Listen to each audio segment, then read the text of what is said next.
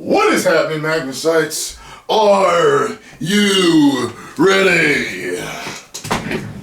I'm sure this is going to be funny. Alrighty. Let's get right along here.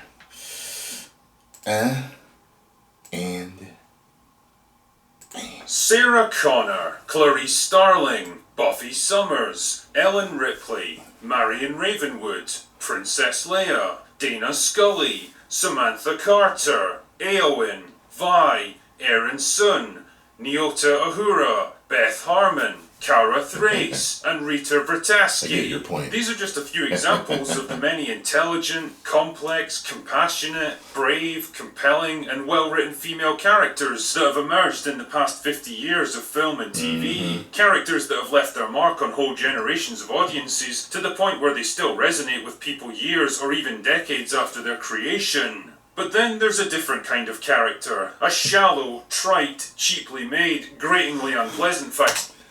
Who is your favorite female hero? I would say,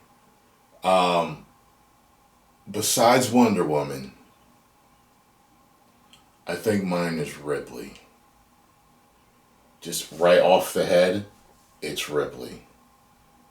Number one is Wonder Woman, if you don't want to count her, because of certain reasons, maybe, oh, well, she's a superhero, and just what about a regular hero, the hero in a movie?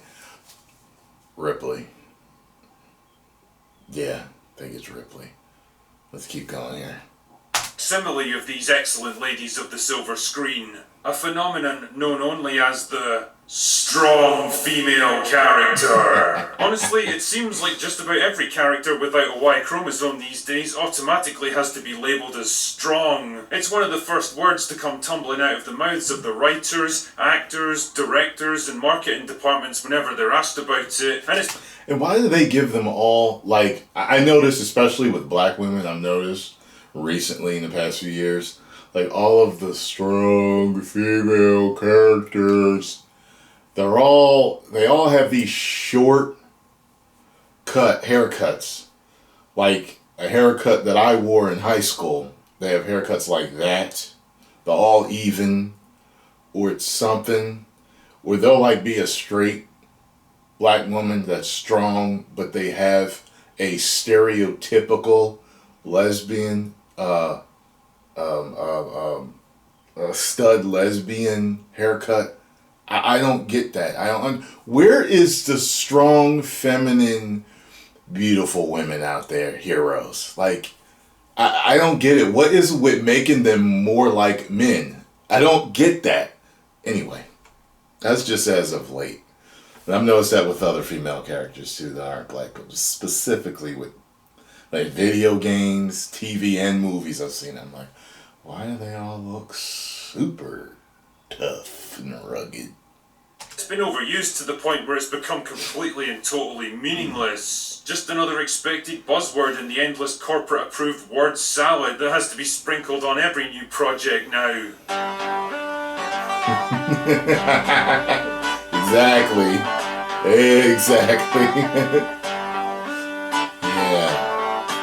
Yeah, and this ESG score is relatively new. It's not new, but I've heard it talked about more in the news and people's videos now.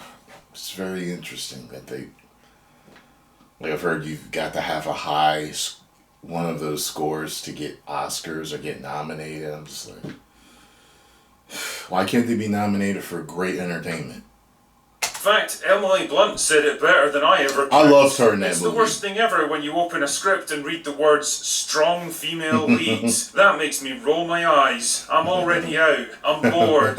Those roles are written as incredibly stoic. You spend the whole time. And if it wasn't so forced nowadays, I bet you she wouldn't even have an issue with it. It's more that it's so in your face now. Years ago, if she had gotten a script that says strong female lead, no one would have batted an eye. But we know what it means and what they're pushing these days. him acting tough and saying tough things. Oh, stop it, Emily. I can only like you so much. The thing is, though, she's absolutely right on this one. The strong female character cliche is as hollow, simplistic, and meaningless as all those soulless corporations that will happily use social movements as an excuse to sell you more useless tat that was probably made in an Indian sweatshop. But why is this happening? What is it that makes a good female character different from a strong female character? Well, let's explore this together, shall we? The first problem is one of competency. See, one of the core elements of any character arc is presenting them with a challenge or difficulty that they have to overcome, whether it's an opponent to be defeated, a goal to be reached, or even a personal failing or weakness that has to be tackled. All of this stuff requires the character to grow or change in some way to become better than who they were before. They'll often be given some kind of mentor figure to guide them on their path, and they're likely going to struggle and fail along the way. It's all part of the learning process, and the more you see a character suffer setbacks and personal failures, the more you tend to empathise with them. It's basic human nature. Storytellers have known this for thousands of years, which is why most stories...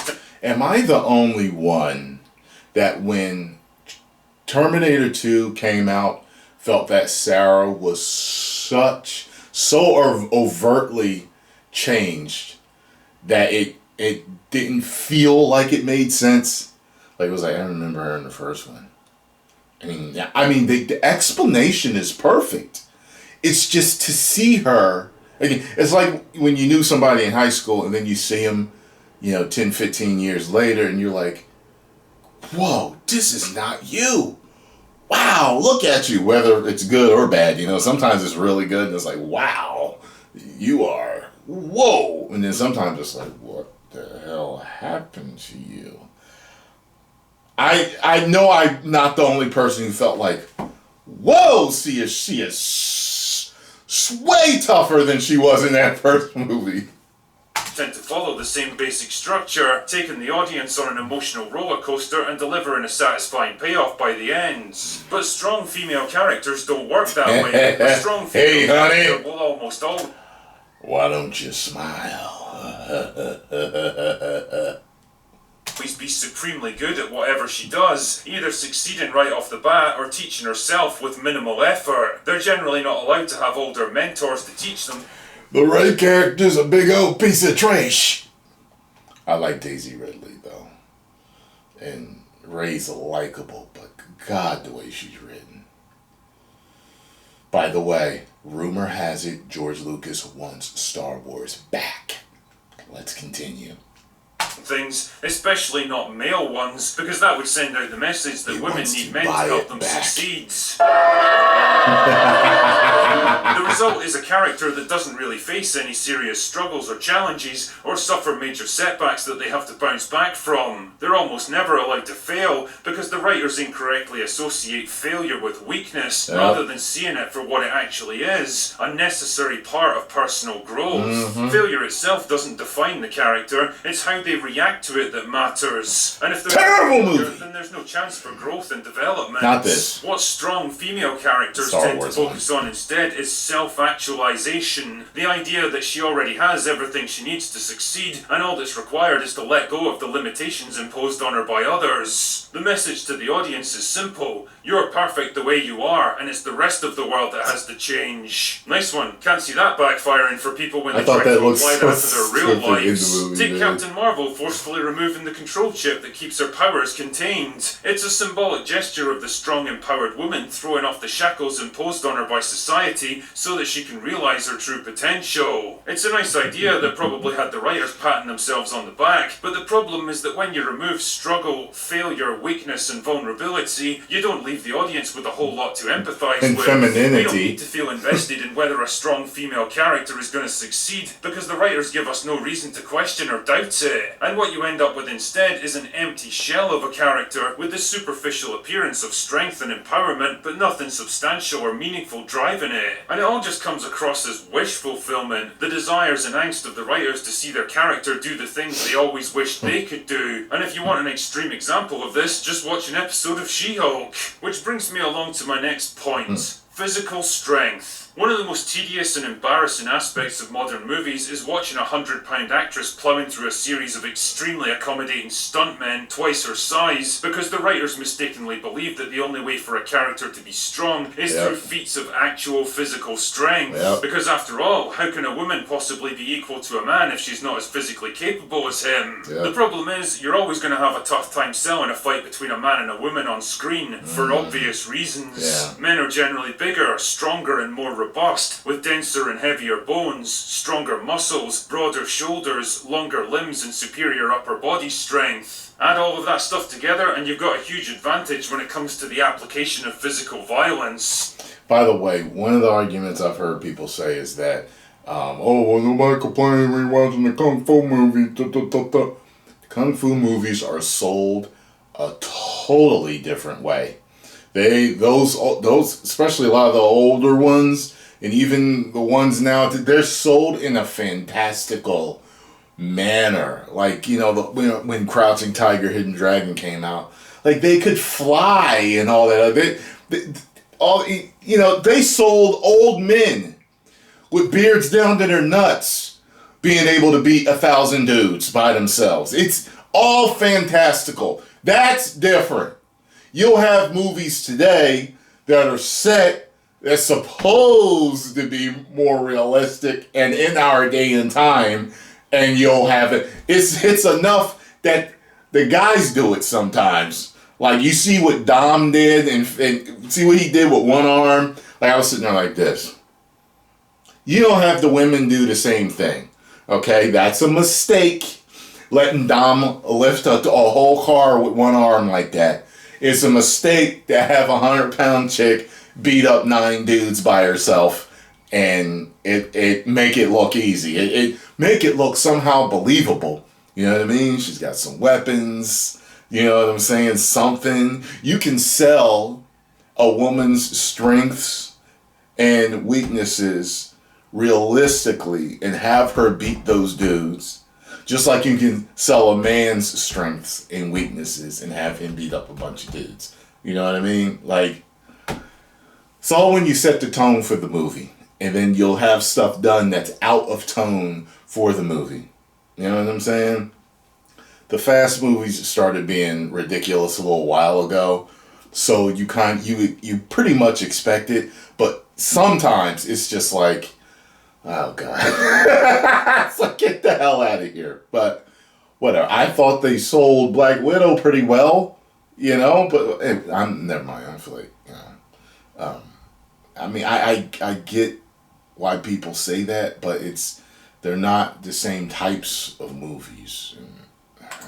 The problem is that this reality doesn't gel too well with the modern Hollywood ideology that men and women are exactly the same at everything. So how do they get around it, you might ask? Do they carefully structure and choreograph male-female fight scenes to have the woman make clever use of her environment, the element of surprise, or improvised weapons to even the odds? Do they hire large, physically imposing actresses who actually look like they could take on a full... That's what Sarah Connor did.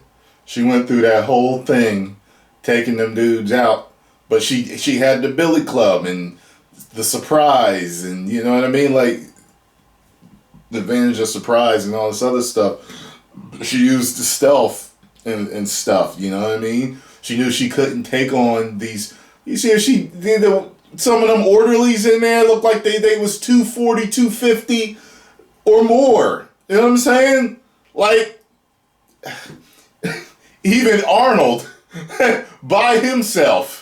Like, you've seen it before. You've seen muscled up dudes fight a thick, chunky dude before and get knocked out. You see what I'm saying? Like, sometimes it's just like, oh, God. And you know what? And it wouldn't be so bad, but today is being pushed so much, it's in your face and you see it coming. You know what I mean? Fully grown man? Or do they say, fuck it, we'll just pretend that size and strength doesn't matter anymore? I think you know the answer already. Like in this scene from The Woman King, where a 57-year-old, 5'5" Viola Davis takes on a 29-year-old, 6-foot tall man who's built like a heavyweight boxer. He's literally half her age and twice her size. A single one of these haymaker punches would probably shatter most of the bones in her face, fracture her skull, and cause severe brain injuries. And yet, there she is, tanking them like she's Rocky Balboa. Nobody is buying this because they know that an actual fight like this would be over in about 4 seconds. As much as I love the movie, I don't care how fictional it was to the real history, because there's been several movies like that in the past. Much as I liked it, that took me out of it when I saw that at the end. I was like, boy, I'm not even tanking those hits. But if you want an extremely rare example of how stuff like this would actually go down, check out this scene from Sicario, where main character Kate punches a CIA officer full in the face as hard as she can, and it barely even phases him. Then he promptly knocks her on her arse in response. This is what actually tends to happen when you try to take down someone who's bigger and stronger and tougher than you. Yeah. And the thing is, all of this stuff misses the point that actual physical strength isn't what makes a character strong. Someone who... Yeah, because Ripley wasn't tanking people. You know what I'm saying? It's...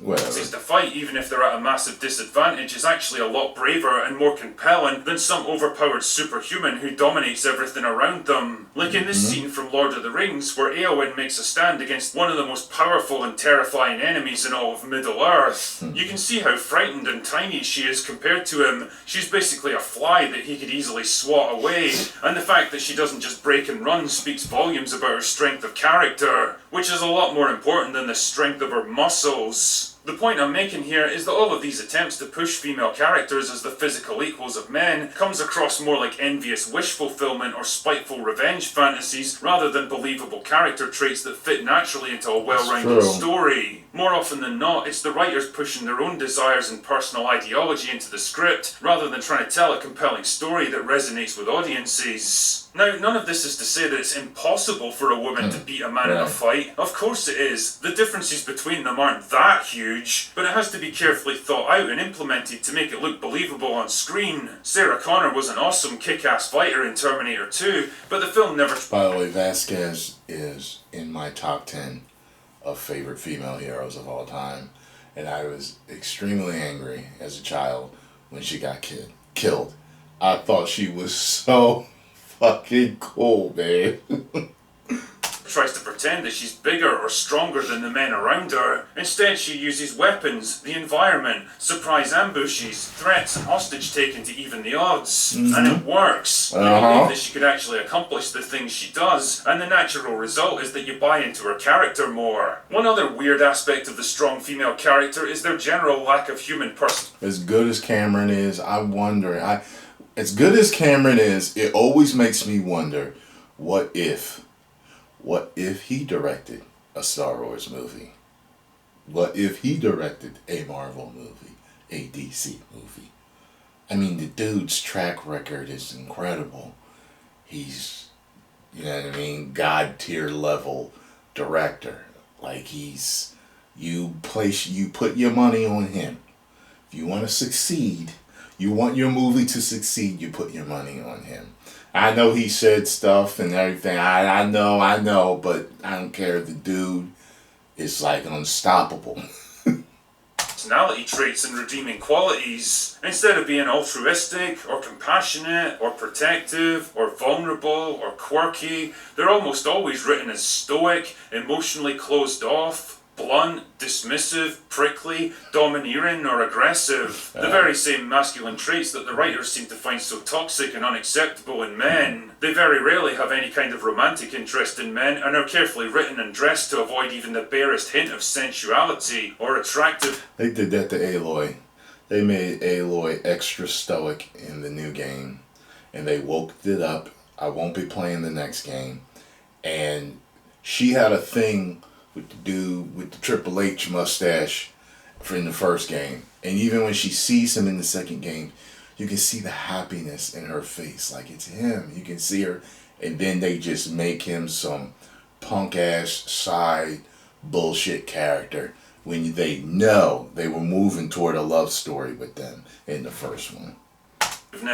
Either way, it all just smacks of overcompensation, a kind of knee-jerk reaction to all those overly emotional, easily frightened damsels in distress from previous generations of movies. A desire to break away from the tropes of women as caring, compassionate maternal characters or overly sexualized fantasy figures. Fair enough, there's absolutely nothing wrong with branching out and exploring different ideas. The problem is that if you take all those feminine elements away and replace them with nothing but the most stereotypical of male traits, then all you really end up with are women awkwardly pretending to be men. Exactly. Like Galadriel from Rings of Power, always trying to talk tough, stamp down her authority, demanding respect and showing off. It doesn't ring true because it's not how women tend to act in the real world. Audiences know it, and if Emily Blunt's comments are anything to go by, the actresses trying to play these roles know it too. Again, and you know what, too? There's still nothing wrong with having women in movies that are scared of everything and screaming and being safe.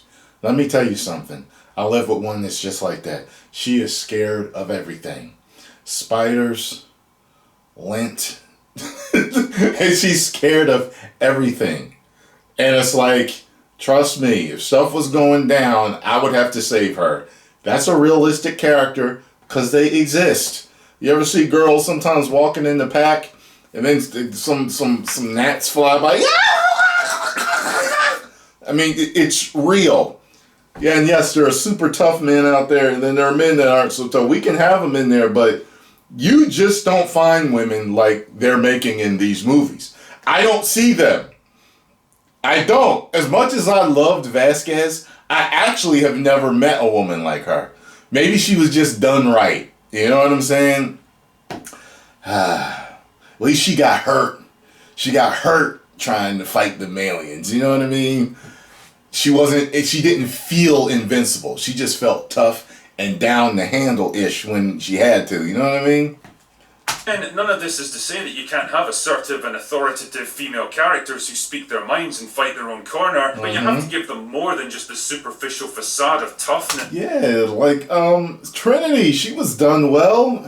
Just like how making them more physically powerful diminishes their bravery, and yeah, like she was done well. Leia was done well. She was tough, yet feminine and assertive, and commanding. And who else? Oh, I was just thinking. It was on the tip of my tongue. Leia. Oh, who was I just thinking of? Let me see something. Run this back. Who was I just thinking of? Just like how making them more physically powerful diminishes their bravery, and removing... Again, none of this is to say that you can't have assertive and authoritative female characters who speak their minds and fight their own corner, but you have to give them more than just the superficial facade of toughness. I had somebody right there. Physically powerful diminishes their bravery, and removing their challenges, weaknesses, and failures eats away at Lois Lane, played by Margot Kidder, Superman 1978. Look at that. Look at that. She is tough and always talking trash. Loved her, but she was still feminine, you know? Ability, so removing their emotional complexity and vulnerability makes them less likable. And the end result of all this is characters that are weirdly bland, sterile, sexless, emotionless, joyless, arrogant, condescending, and unappealing. People might not always be able to put into words what exactly is missing from them, but they know instinctively that what they're being shown just doesn't feel right, and it doesn't connect with them. And the more Hollywood tries to force these characters on us, the more people are rejecting them. It's kind of ironic when you think about it, that the strong female character should ultimately turn out to be their biggest weakness. Well, anyway, that's all I've got for today. Go away now. Good job, drinker. Good job, man. I like doing these videos with you. I get to interject and say stuff. It's fun. It's fun. Some of my most fun videos to do. Make sure you get over to The Drinker. Subscribe. Tell him Tyrone Magnus sent you. I'm hearing that Indy 5 is horrible. Still got my tickets early. I'm ready to go see it. And have an open mind and be ready. Oh boy. 10 million subscribers. Woo!